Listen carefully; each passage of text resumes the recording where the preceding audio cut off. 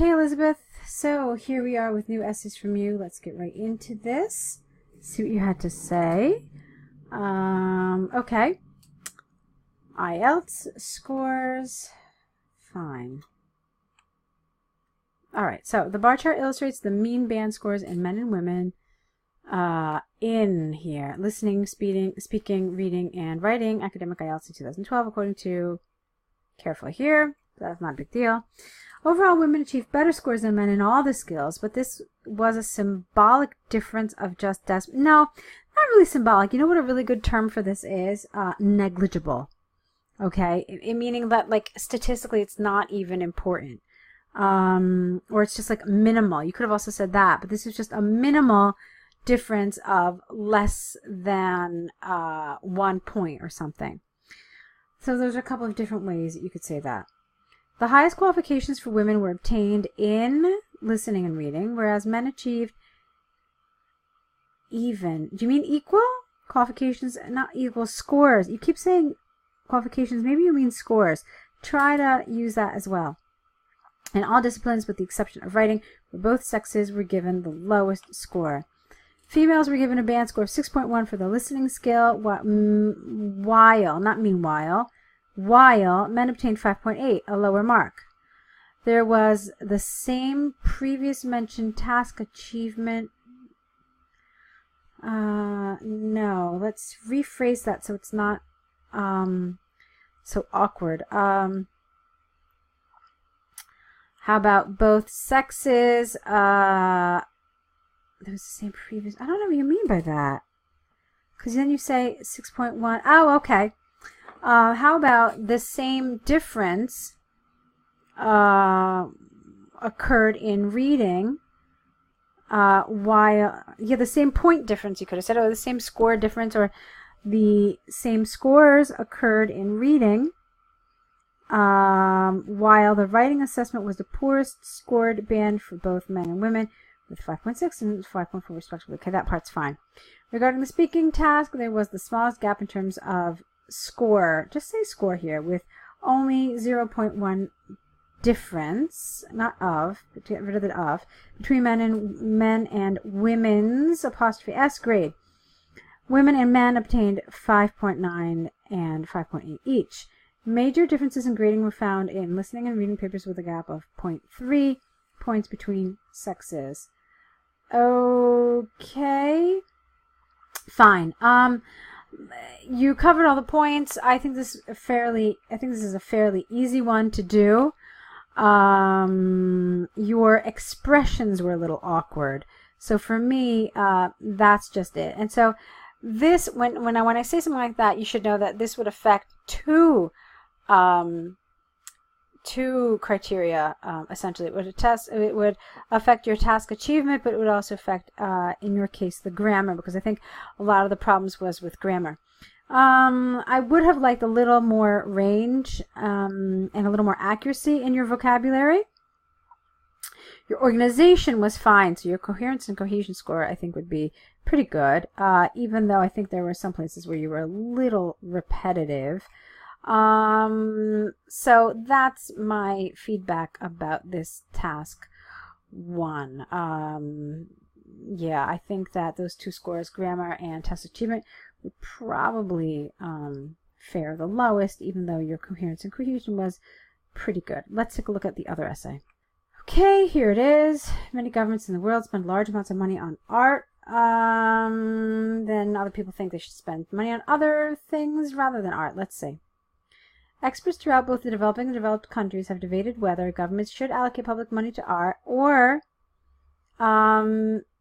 if they should fund other priority sectors of major concern. That's why I want you to change that. I largely believe the artistic expressions should be subsidized from public institutions, as art in its different forms, such as films, music, and sculpture, not only represent national identity, but they also take a vital part of social... I don't think you mean progression. I think you mean social progress. Okay, the sentence is a little long, but I liked it. It was accurate and it was really straightforward. So keep it as it is. I liked it. This essay will argue that artistic funding has numerous social benefits, using examples from the United Nations and the Guardian to demonstrate points and prove arguments. All right, that's lovely. So, on the one hand, there is ample evidence that societies around the world, to some extent, have evolved due to art contributions and because you're talking about multiple things, and their provoking and stimulating means. The central reason behind this is twofold. Firstly, artworks often tend to challenge established views and expose prejudice and injustice. For example, recent empirical research from the United Nations demonstrated that the memorial to murdered Jews under Nazism in Berlin, a modern sculpture, has been contributing to raising awareness, okay, ing here, around the world. So how about this? No. Raising awareness of past atrocities and the importance of peace and respect around the world. Okay? So you have to change the order of this sentence a little bit. Secondly, art is intimately connected to cultural prosperity and golden age societies. Explain what you mean here. All right? Because I just looked at your next sentence and they don't seem to be clearly connected. So if they are, make a link right here. If they're two separate ideas, then you absolutely need to support this one a little further. Okay?